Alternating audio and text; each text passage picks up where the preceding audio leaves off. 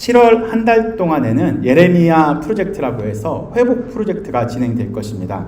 그래서 저번 주에는 우리가 분별력, 회복에 있어서 분별력 회복에 대해서 보았고요. 그리고 이번 주는 신뢰 회복 시리즈 중에서 두 번째 신뢰에 대해서 한번 나눠보려고 합니다. 다음 주에는 기도 회복, 그 다음 주에는 순종 회복이 우리의 시리즈가 될 것입니다. 우리가 볼 회복 시리즈에는 분별력, 그리고 기도, 순종이라는 주제는 개인이 노력하면 어느 정도 가능할 것 같은 주제인 것 같습니다.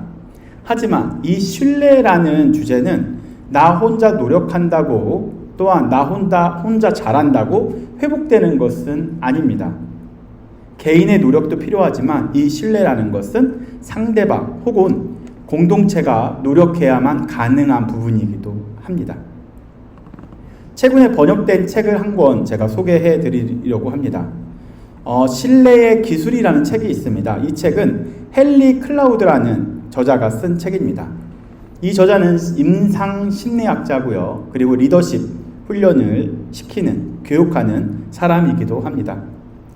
이 책은 개인과 공동체 그리고 조직에서 신뢰가 어떻게 성과를 주고 성공을 이끄는지에 대해서 쓴 책이기도 합니다.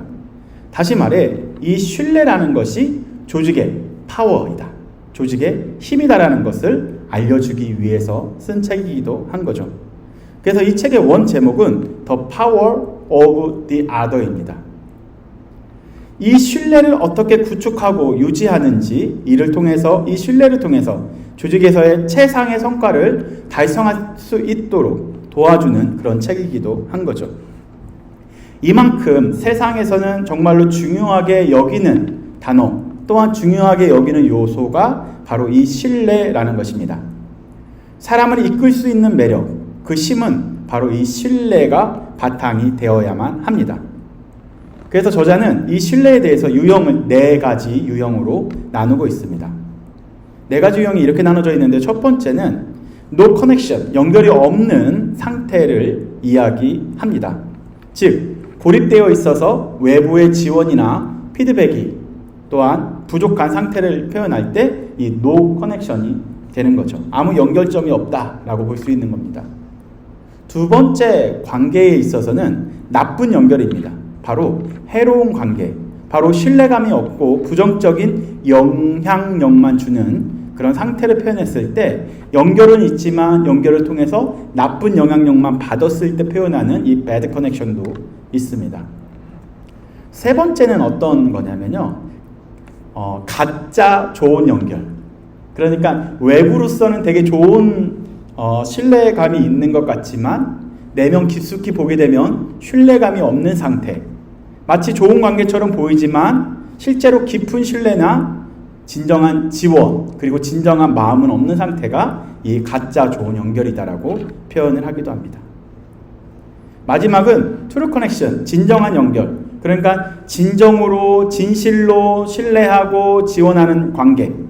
그것이 바로 상호 존중, 피드백을 바탕으로 하는 매우 긍정적인 관계가 진정한 연결, true connection이라고 합니다. 그래서 모든 관계가 다 이 true connection은 될 수 없지만 이러한 훈련을 통해서 true connection이 됐으면 하는 마음으로 이 책을 쓴 거겠죠. 이 클라우드는 신뢰를 구축하는 방법에 대해서 구체적으로 이렇게 설명하기도 합니다. 어떻게 하냐면 이 신뢰가 구축되기 위해서는 최소한 투명성이 있어야 되고, 또 일관성이 있어야 되고, 그리고 진정성이 있어야 된다고 이야기합니다. 여러분들도 사회생활 하다 보면 이 사람은 진정성 있어, 이 사람은 투명해, 이 사람은 일관성이 있어 라고 여겨질 때만 그 사람을 신뢰할 수 있지 않나요? 그런데 문제는 과연 이 신뢰가 깨졌다면 우리는 어떻게 해야 할까요? 신뢰를 쌓아가고 유지하는 것도 매우 중요합니다. 하지만 신뢰가 깨진 관계이면 어떻게 해야 될지 궁금하기도 합니다. 저자는 이 부분에 있어서 이 신뢰의 회복에 있어서는 굉장히 복잡하고 그리고 쉽지 않다, 그리고 그 시간이 오래 걸린다라고 이야기해주고 있습니다. 그래서 정말로 이 신뢰를 회복하고 싶다면 단계별로 접근할 것을 이렇게 설명해주고 있죠. 그래서 이런 단계가 있습니다. 치유, 극복, 파악, 평가, 증거. 이 단계로 나누었습니다.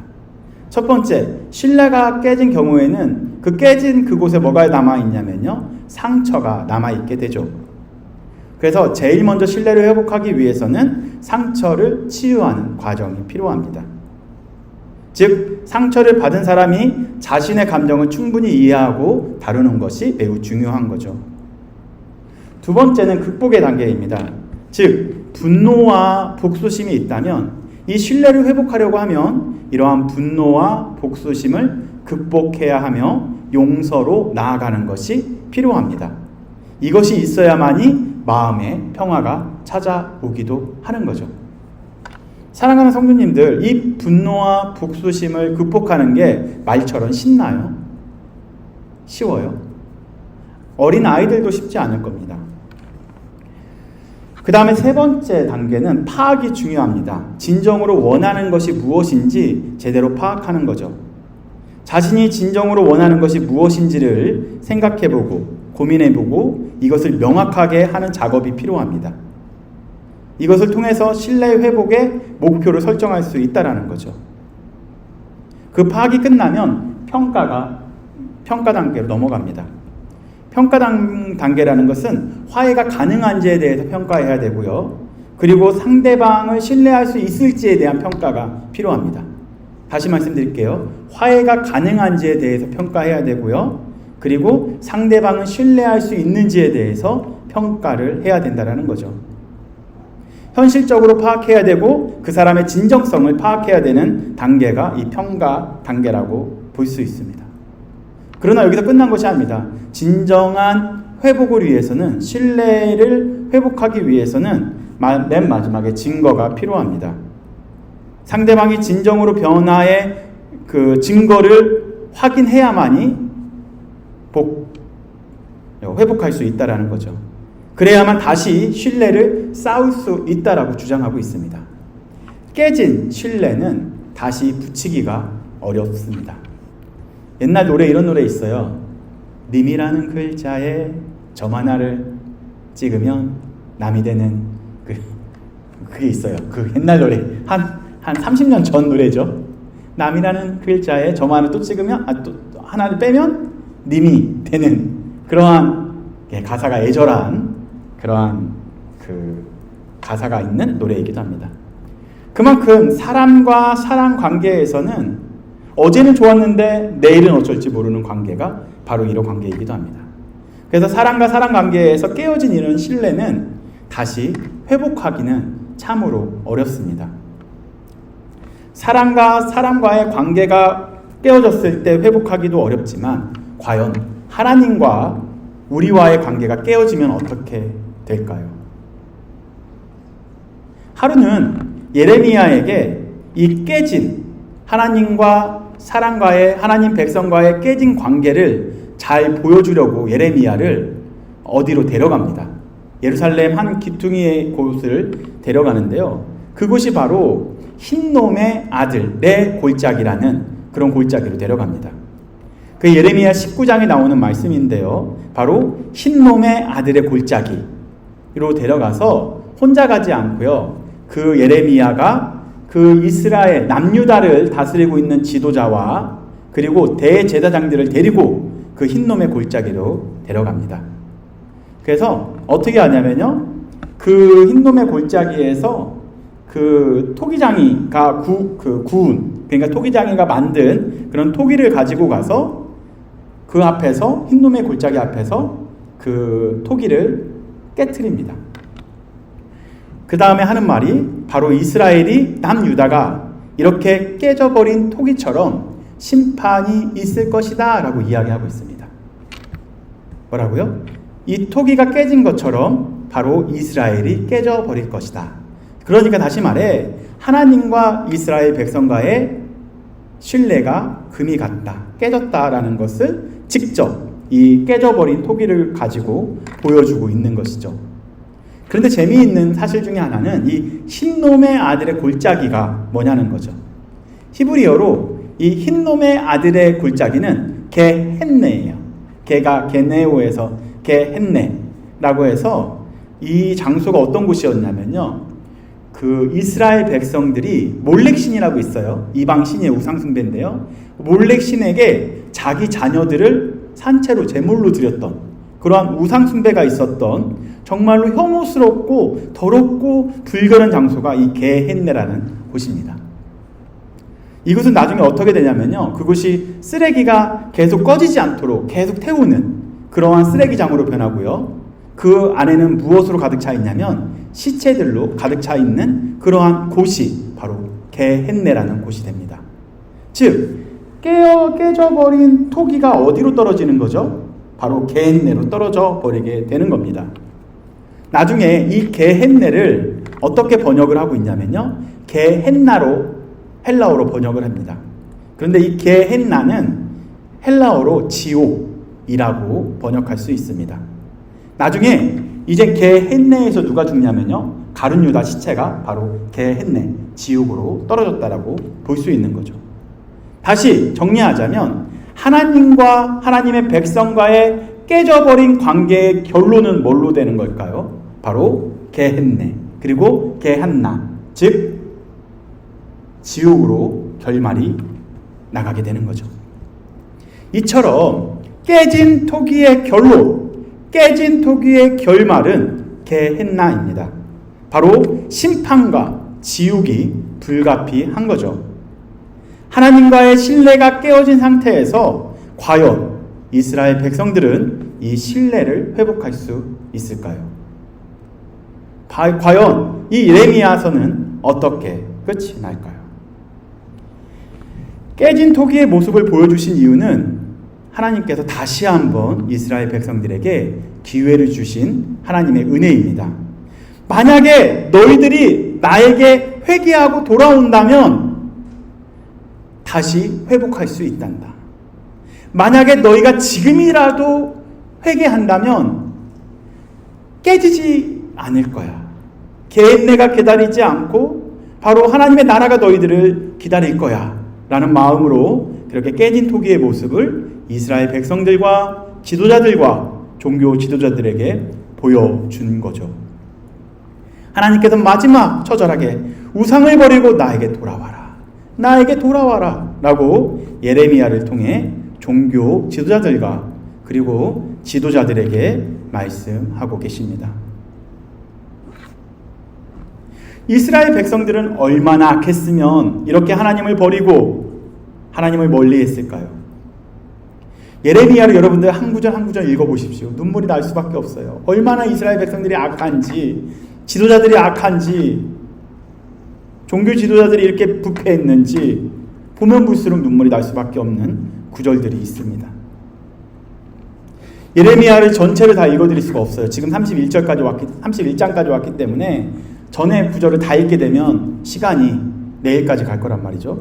그래서 짧게 두 구절만 소개해 드리도록 하겠습니다. 다음 구절은 뒤통수 사건입니다. 뒤통수 사건. 여러분들 뒤통수 맞아본 적 있어요? 뒤통수. 네. 뒤통수 사건 한번 보여드리도록 하겠습니다. 예레미야 9장 8절부터 9절 말씀인데요. 한번 다 같이 읽어보도록 하겠습니다. 게헨네의 장소, 흰놈 골짜기는 이쪽에 있어요. 예루살렘 당시에 있었던. 네. 9장 8절에서 9절 한번 8절은 다 같이 읽고 그 다음에 9절은 제가 읽어드리도록 하겠습니다. 8절 다 같이 읽어보겠습니다. 시작! 그들의 혀는 죽이는 화살이라 거짓을 말하며 입으로는 그 이웃에게 평화를 말하나 마음으로는 해를 꾸미는도다.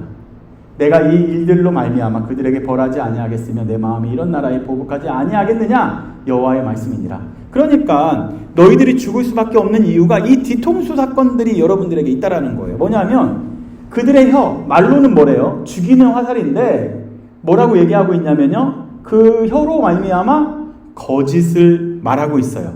입으로는 뭐라고 이야기하고 있냐면 그 이웃에게 다가가서 뭐라고 얘기하고 있어요? 옆 사람에게 얘기해 볼까요? 샬롬이라고 얘기하고 있는 거예요. 옆 사람에게 한번 인사해 볼까요? 샬롬! 샬롬! 이렇게 말하면서 마음으로는 뭐를 꾸민대요? 해를 꾸민대요. 이게 바로 이스라엘의 현 상태에 대해서 이야기하고 있습니다. 다시 말해 옆 사람에게 샬롬이라고 말하면서 어떤 걸 하고 있냐면 숨어서 죽일 계략을 꾸미고 있는 게 이스라엘 백성들이었다는 거예요. 그러니까 믿을 사람 한 명도 없는 거죠. 바로 오늘은 가서 너 되게 좋아해, 존경해, 너만한 사람 없어 라고 얘기하지만 마음속으로는 어떻게 하면 이 사람을 밟고 짓밟고 내가 살 수 있을까만 궁리하고 있다라는 거예요. 그러니까 주변에 믿을 사람 한 명도 없다. 와, 그런 시대가 온 거죠. 그런데 좋아요. 이후까지는 그럴 수 있다고 봐요. 그런데 더 충격적인 건 뭔지 압니까? 사람은 이때 당시 보니까 가족도 믿을 만하지 못하다고 이야기하고 있어요. 더 끔찍한 것이 바로 가족에게도 이런 속임수가 있는데요. 9장 4절 말씀 준비해봤는데 한번 읽어보도록 하겠습니다. 시작. 너희는 각기 이웃을 조심하며 어떤 형제든지 믿지 말라. 형제마다 완전히 속이며 이웃마다 다니며 비방합니다. 와, 이런 거예요. 지금 이 사람이 나를 어떻게 할지 모르니까 좋다라고 얘기하는데 I'm okay 라고 얘기하는데 샬롬 얘기하는데 다들 이웃을 조심하면서 다니고 있습니다. 그런데 이웃만 조심한 것이 아니라 형제까지도 가족까지도 완전히 속이는 상태가 돼버린 거예요. 속이면서 이웃마다 다니면서 비방하고 있다라는 거죠. 그들은 각기 5절에 보니까 이웃을 속이고 진실을 말하지 아니하며 그들의 혀로 거짓말하기를 가르치며 악을 행하기에 치거늘 내가 사람을 속이는 일 가운데 있도다. 그들은 속이는 일로 말미암아 나를 알기를 싫어하느니라. 여호와의 말씀이니라. 네.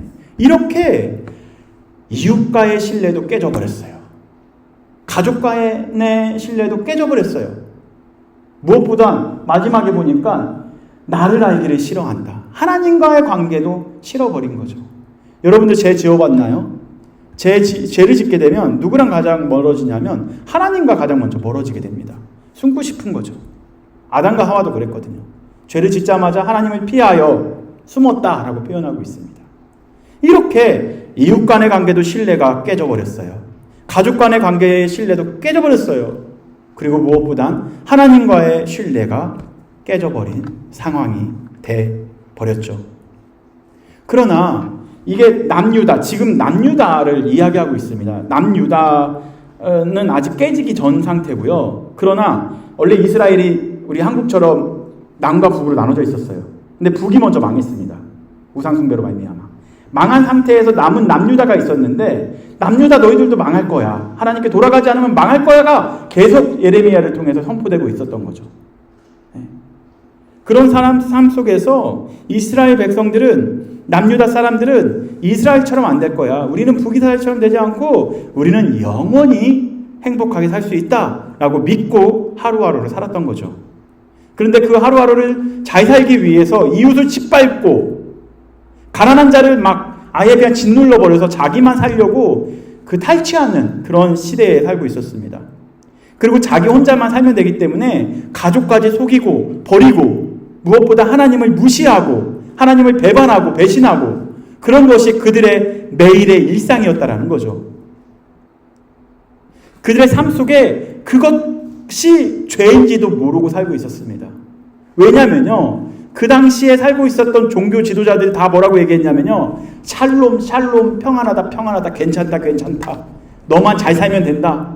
그걸 가르치고 있었다라는 거죠.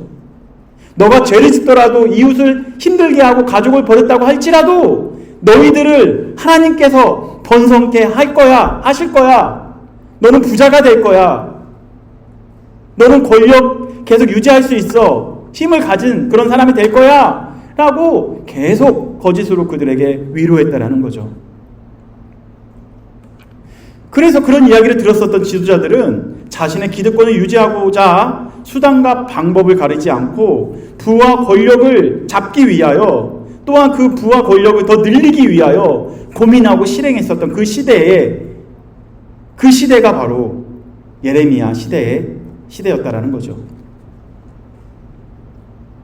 지도자뿐만 아니라 백성들도 어떻게든지 살아가려고 이러한 처절한 가운데 자기만 살면 되기 때문에 어떻게든지 이웃을 짓밟고 이웃을 속이고 가난한 사람 돌볼 힘이 없었던 거죠.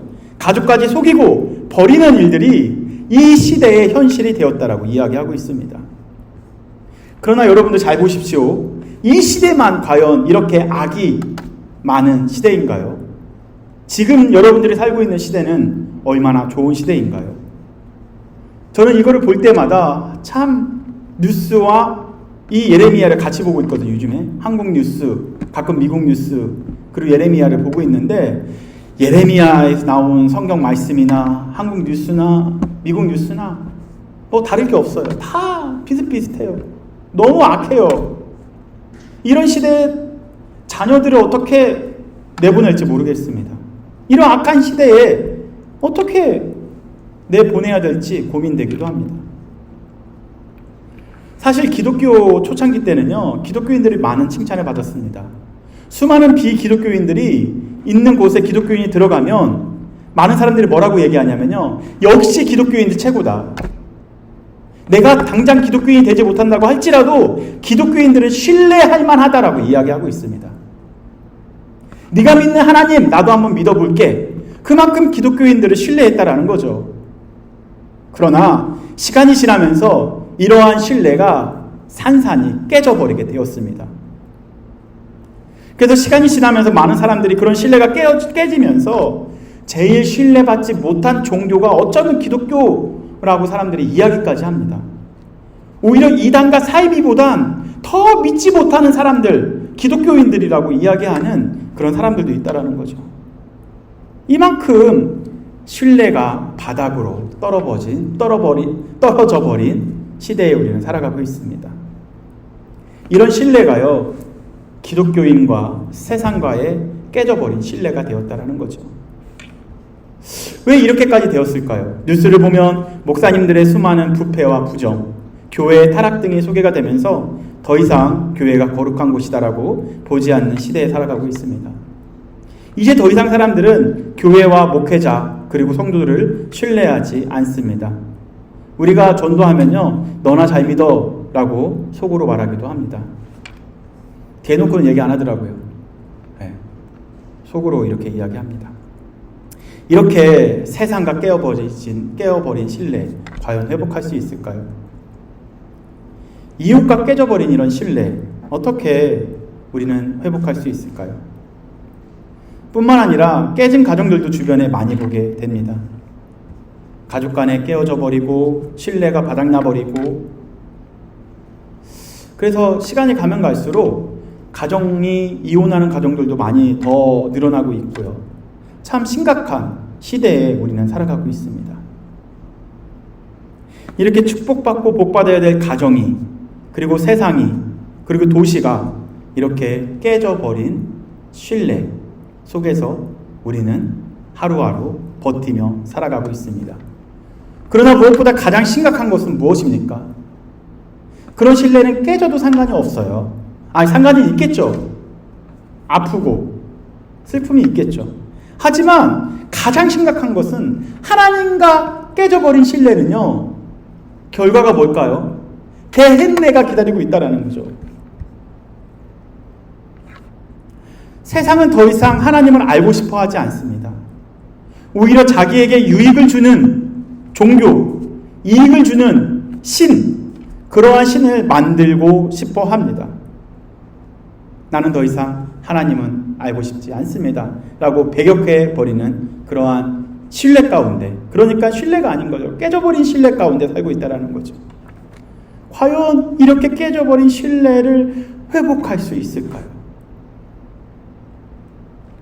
처음 소개한 신뢰 기술에서 우리는 많은 단계의 소개를 배웠습니다. 깨져버린 신뢰를 회복하기 위해서 정말 많은 단계가 필요하다는 것을 우리가 먼저 보았습니다. 많은 노력이 필요하고요.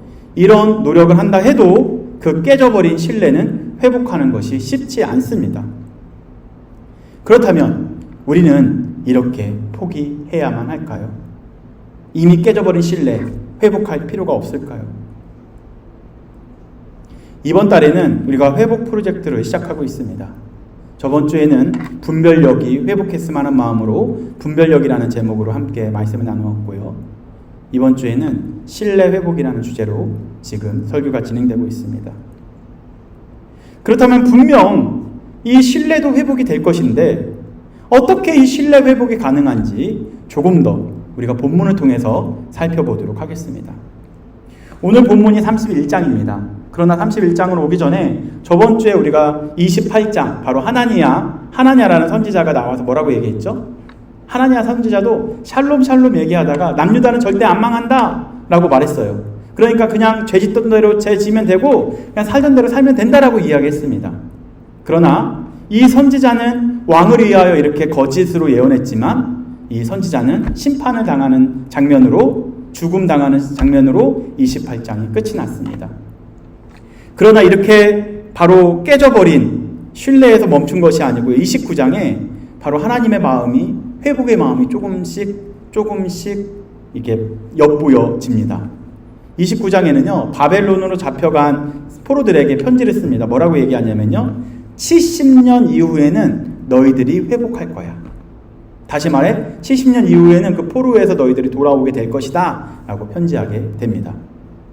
그리고 30장에 와서는 하나님의 백성들은 반드시 구원을 받을 것이고, 그리고 깨어진 신뢰 가운데 있는 사람들은, 회복하지 않은 사람들은 심판이 있을 것이다 라고 알려줍니다. 그리고 30장이 끝나고 오늘 본문으로 이어지는 장면으로 연결이 되죠. 그래서 오늘 본문을 잘 보게 되면 이 깨어져 버린 상태에서 다음과 같은 표현들이 계속 반복됩니다. 어떤 표현이냐면요, 따라해 볼까요? 여호와의 말씀이니라. 다시요, 시작. 여호와의 말씀이니라. 아멘. 하나님과의 깨져버린 신뢰를 회복할 수 있는 것은, 유일한 가능성은 하나님의 말씀밖에 없는 것 같습니다. 왜냐하면 하나님의 말씀이니라, 하나님의 말씀이니라, 하나님의 말씀이니라. 한번 하나님의 말씀이니라가 나오면 잠깐 멈춰서 그거를 집중해서 보는 시간을 가질 텐데요. 먼저 23절 말씀 한번 보도록 하겠습니다. 오늘 본문에 23절 이렇게 나와 있습니다. 밑으로 그냥 좀 내려주시면 됩니다.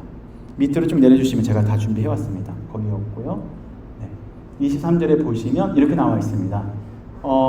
만군의 여호와 이스라엘의 하나님께서 뭐래요? 다 같이 읽어보겠습니다. 이와 같이 말씀하니라. 뭐라고 말씀하셨냐면요, 내가 그 사로잡힌 자를 어떻게 할 거라고요? 돌아올 때에, 회복할 때에, 그렇게 표현할 수 있습니다. 돌아올 때에 그들이 유다 땅과 그 성읍들에서 다시 이 말을 쓰리니 곧 의로운 처소여 거룩한 산이여 여호와께서 내게 뭐 주시기를, 복 주시기를 원하노라 할 것이며, 이제 회복을 언약하시는 거죠. 여호와의 말씀이니라. 이제 사로잡힌 자가 돌아올 것이고, 남유다 그리고 도시가 다시 한번 위로운 도시로, 그리고 거룩한 도시로 여호와께서 복 주시는 그러한 너희들이 될 것이다 라고 약속하시는 거죠. 여기서 멈춘 것이 아닙니다. 다시 한번 희망의 메시지를 하나님께서 주십니다. 27절 말씀 한번 보도록 하겠습니다. 27절 말씀 첫 번째만 같이 읽어볼까요? 시작. 여호와의 말씀이니라. 그리고 뭐라고 나와요? 보라, 내가 사람의 씨와 짐승의 씨를 이스라엘 집과 유다 집에 뿌릴 날이 이르리니. 이거는 남유다와 북이스라엘 둘 다를 이야기하고 있습니다. 멸망한 북이스라엘과 멸망당할 유다 집에, 28절 읽어보겠습니다. 깨어서 그들을 뿌리 뽑으며 무너뜨리며 전복하며 멸망시키며 괴롭게 하던 것과 같이 내가 깨어서 그들을 어떻게 할 거래요? 다시 세우며 심으리라. 그것이 바로 뭐라고요? 여호와의 말씀이니라. 아멘. 이젠 하나님께서는 그들에게 복 주시기를 원하시고, 그리고 그들을 회복시키셔서 어떻게 하기 원하신대요? 세우며 다시 심기를 원하신다라고 이야기하십니다. 31절 말씀 보도록 하겠습니다. 깨진 상태인데 계속해서 이렇게 회복을 우리에게 말씀하시죠. 여호와의 말씀이니라. 또 나옵니다. 보라, 날이 이르르니 내가 이스라엘 집과 유다 집에, 그러니까 북이스라엘과 남유다, 그러니까 하나님의 나라의 백성을 어떻게 할 거예요? 그 백성에게 새 언약을 맺을 것이다. 맺을 것이다 라고 나오면서 32절부터 그 다음에 보시면요, 하나씩 보겠습니다. 32절도 이렇게 나와 있습니다. 32절도 여호와의 말씀이니라, 33절도 여호와의 말씀이니라, 34절도 여호와의 말씀이니라. 이것은 매우 중요한 거기 때문에 하나씩 살펴보면 좋겠는데요. 하나씩 보도록 하겠습니다. 이 새 언약을 이야기하겠죠. 이 언약은 내가 그들의 조상들의 손을 잡고 애굽 땅에서 인도하여 내던 날에 맺은 것과 같지 아니할 것은 내가 그들의 남편이 되었어도 그들이 내 언약을 깨뜨렸다. 그러니까 이스라엘을 출애굽시켰는데도 불구하고 그들은 그들과 언약을 맺은 것이 깨어져 버렸다. 불완전한 언약이었다라는 거죠. 33절 그러나가 나옵니다. 반전이 나오죠. 그러나 그날 이후에 내가 이스라엘 집과 맺은 언약은 이러하리니 곧 내가 나의 법을 그들의 속에 두며 그들의 마음에 기록하리니, 바로 여러분들의 마음에 기록한다라는 거죠. 나는 그들의 하나님이 되고 그들은 내 백성이 될 것이다. 바로 여러분들의 마음에 하나님의 말씀을 기록하고 여러분들이 누가 된다고요? 하나님의 백성이 될 것이다 라고 약속하셨다라는 거죠. 이거 어마어마한 축복이지 않나요? 34절 보도록 하겠습니다. 34절 다 같이 읽어보겠습니다. 시작. 그들이 다시는 각기 이웃과 형제를 가르쳐 이르기를 너는 여호와를 알라 하지 아니하리니 이는 작은 자로부터 큰 자까지 다 나를 알기 때문이라. 내가 그들의 악행을 사하고 다시는 그 죄를 기억하지 아니하리라. 여호와의 말씀이니라. 아멘. 한마디로 여러분들, 우리가 죄로 말미암아 죽을 수밖에 없는 존재인 거죠. 그러나 뭐라고 말씀하시냐면요, 너희들의 죄를 내가 기억하지도 아니할 것이다. 이제는 더 이상 너희들의 죄를 기억하지도 아니할 거야 라고 새롭게 언약하신 이 말씀이, 이 언약식이 언제 이루어졌을까요? 이 하나님께서는 이미 심판당한 이 북이스라엘을 회복시킬 것이며 심판당할 남유다 너희들도 반드시 내가 회복시킬 것이다. 뿐만 아니라 이웃과 형제들도 회복시킬 것이고 바로 이 깨어진 관계가 다 회복될 것이다 라고 약속하시고 있는 거죠. 이 언약을 세 글자로 새 언약이라고 표현합니다. 새 언약, 얼마나 아름다운 언약식일까요? 하나님과 우리와의 깨진 관계를 새 언약식을 통해서 회복하는 그날이 바로 새 언약식입니다. 신천지가 말하는 그 새 언약 아니에요. 이 나쁜 사람들. 이렇게 어마어마하고 아름다운 그 언약을 감히 그들이 써서 되게 좀 더럽혀졌는데요. 즉 아까 여호와의 말씀이니라를 제가 정리를 해봤어요. 정리해보니까 이렇게 나왔습니다. 결론이 어떻게 나오냐면, 첫 번째, 여호와의 말씀이니라 너희들에게 복 주시기를 원하노라. 두 번째, 그리고 세우며 심을 것이다. 그리고 새 언약을 맺을 것이다. 그리고 뒤에 가게 되면요, 영원히 뽑거나 전복하지 못할 것이다. 그 언약식은 영원할 것이다. 그렇다면 결과적으로 하나님께서 우리와 이 신뢰를 회복하고 다시 세워가기를 원하십니다. 그리고 흔들리지 않는 그 새 언약의 토대에 언약을 맺으신다라고 말씀하시죠. 그리고 이 언약은 영원히 뽑히거나 전복하지 못할 것이다라고 영원히 흔들리지 아니하는 그러한 언약식을 말씀하고 계십니다.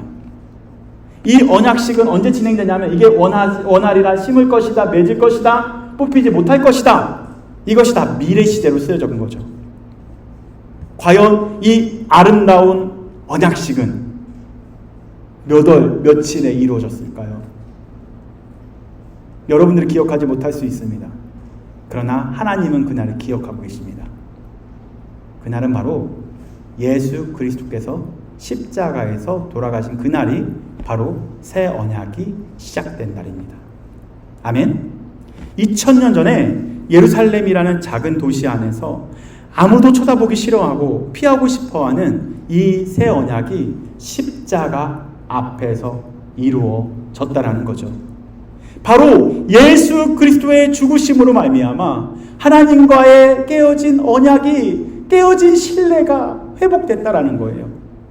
그래서 이 깨진 신뢰는 더 이상 흔들리지 않을 것이라고 우리에게 약속하고 계십니다. 우리가 가끔은 넘어질 수 있습니다. 실수할 수 있고 실패할 수 있습니다.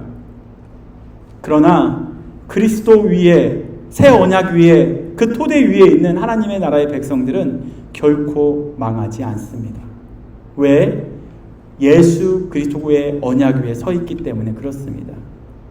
깨어진 신뢰가 절대 깨어지지 않는 신뢰로, 깨어지지 않는 언약으로 다시 매듭짓게 됩니다. 바로 우리가 앞으로도 깨어지지 않을 그런 새 언약 위에, 그 토대 위에 세워졌다라는 거죠. 즉 여러분과 하나님과의 관계는 완전히 신뢰가 회복된 것입니다. 아멘. 그 회복은 절대로 깨지지 않는 언약 위에 세워진 거죠. 이것을 두 글자로 복음이라고 합니다. 그러나 여전히 이 언약을 경험하지 못한 주변에 수많은 사람들이 있죠. 우리도 종종 이 하나님께서 주신 아름다운 새 언약을 잊고 살 때가 많이 있습니다. 우리가 깨진 이 신뢰를 회복하기 위해서 노력도 해야 합니다. 그러나 그 노력을 해야 한다면 단 한 가지입니다. 그 한 가지가 뭘까요? 그 한 가지, 바로 여호와께 돌아가는 것입니다. 아멘. 우리가 마음으로 여호와께 돌아간다면, 우리의 행동이 여호와께로 돌아간다면, 우리가 여호와를 향한다면 더 이상 깨지지 않은 새 언약 위에, 더 이상 깨어지지 않을 새 언약 위라는 토대 위로 우리를 옮기실 것입니다. 그리고 깨진 그 신뢰가 더 이상 깨지지 않는 신뢰로 바뀌게 되는 거죠. 아멘. 여러분들은 그 깨지지 않는 새 언약이라는 신뢰 위에 서 있는 아름다운 하나님 나라의 백성들입니다. 그래서 우리가 여호와께 돌아가는 우리가 되고, 또한 여전히 하나님의 언약을 모르는 그 사람들이 돌아올 수 있는 것을 소망하며 하루하루를 살아가면 좋겠습니다.